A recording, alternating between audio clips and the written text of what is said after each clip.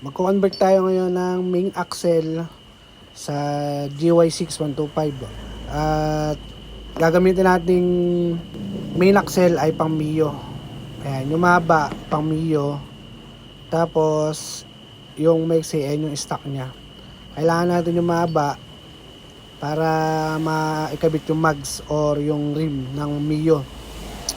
Ngayon, ang problema nito, yung spline dito sa parte ng lagay ng gear, 20 yung sa Mio, yung sa GY6 naman ay 19. Ngayon, i-convert natin yung pang Mio, gagawin natin 19 teeth. Ayan, bibuild upan lang tapos para makapag-build tayo ng panibagong spline. Tara mga boss, panoodin natin.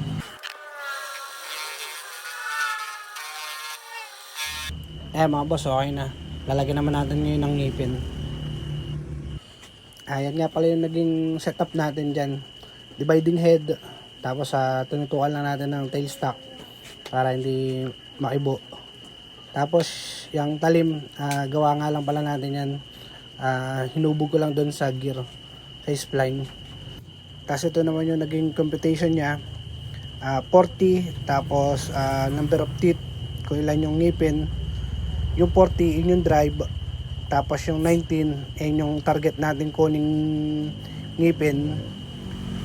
I-divide nyo lang yan, 40 divided by 19 equals 2, tapos remainder 2, ibig sabihin 2 turn tapos 2 hole. Okay, ibig sabihin 2 turn, dalawang ikot, tapos dalawang hole dyan sa ating plate. Hanapin nyo lang dyan yung 19 hole sa plate, tapos doon yung tatapat yung needle. Kada dalawang ikot at dalawang butas, pakain kayo ng milling. Tapos pagkatapos yung pakainan, dalawang ikot ulit hanggang sa marating nyo yung 19 teeth, hanggang sa matapos nyo yung buong diameter. Yun lang mga boss. Tara, tirahin na natin.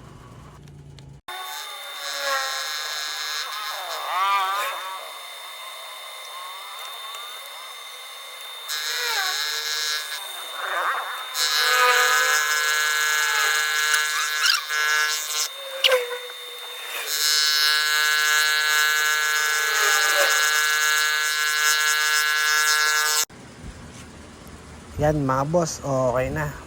Ang ganda. Ayan. Try natin. Okay, pasok na pasok. Sakto-sakto. Yan. Sasalpak na lang to mga boss. Okay.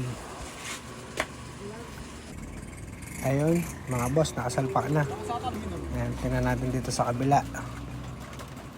Okay. Sakto-sakto na ang main axle niya. Pwede na siyang mag-mags na RB8, o kaya kung mag-rim siya, pwede rin. Masusunod niya na kung anong gusto niyang ikabit dyan. Kasi mas madali hanapin yung mga pyesa ng pang Mio sa pang GY6. And okay na. Thank you mga boss.